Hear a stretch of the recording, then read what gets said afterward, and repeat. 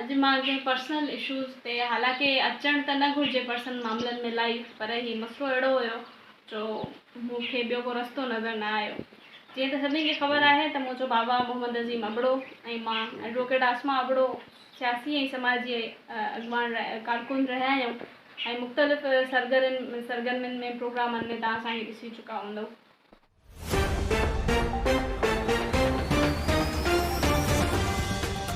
22 news से कोमल अंसारी। अब पेश करते हैं बाडा से गुलाम मुर्तज़ा सिंधवी की रिपोर्ट। बाडा चाचा फकीर मोहम्मद, उसका बेटा आसिफ अबड़ू और गांव के कुछ इंतहाई शैतानी फितरत के लोग घर और प्लाट पर कब्जा करना चाहते हैं, हमको कत्ल करने की धमकियां देते हैं। ये बात सियासी समाजी शख्सियत SUP लेडीज विंग की रहनुमा एडवोकेट मैडम आसिमा अबड़ू ने अपनी बेवा माँ मुस्माद हसीना अबड़ो और भाई गुलाम मुस्तफा दिलबर अबड़ो के हमरा प्रेस कॉन्फ्रेंस करते हुए कही। मैडम आसिमा अबड़ो ने मीडिया से गुफ्तगू करते हुए कहा कि 1976 में मेरे वालिद और चचा के बीच जायदाद का बंटवारा हुआ था, जिसमें बाबा को गांव से बाहर ज़राई ज़मीन देकर अलहदा कर दिया गया था।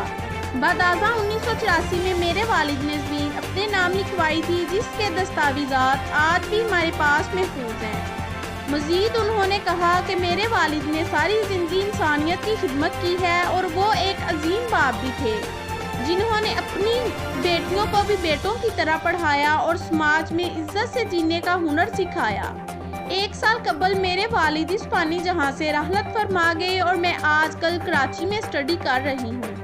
इस बात का फ़ायदा उठाते हुए मेरे चचा फकीर मोहम्मद, चचाजाद आसिफ दीगर बाअसर अफराद के साथ हमारे घर में दाखिल होकर मेरी बेवा माँ को घर छोड़ने का दबाव डालते हैं और बात ना मानने पर माँ को और भाई बहनों को कत्ल करने की धमकियाँ देते हैं।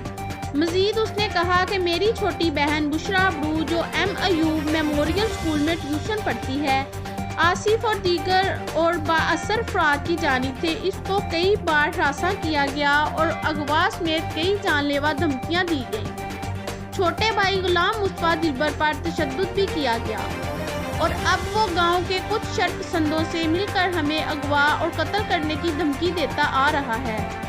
आखिर में उन्होंने हुकूमत पाकिस्तान, हुकूमत सिंध, आला अदलिया कानून नाफ्ज करने वाले अदारों IG Sindh, DIG Larkana, SSP Larkana, DSP डोकरी और SHO बाडा समेत सियासी समाजी शख्सियात से मुतालबा किया है कि अगर हमें कोई नुकसान पहुंचा या घर में चोरी या कुछ और गलत हुआ तो मज़कूरा अफराद को जिम्मेदार ठहराया जाएगा, क्योंकि वो हमें जान से मारने, अगवा करने, घर और ज़मीन पर कब्जा करने की धमकियां देते हैं।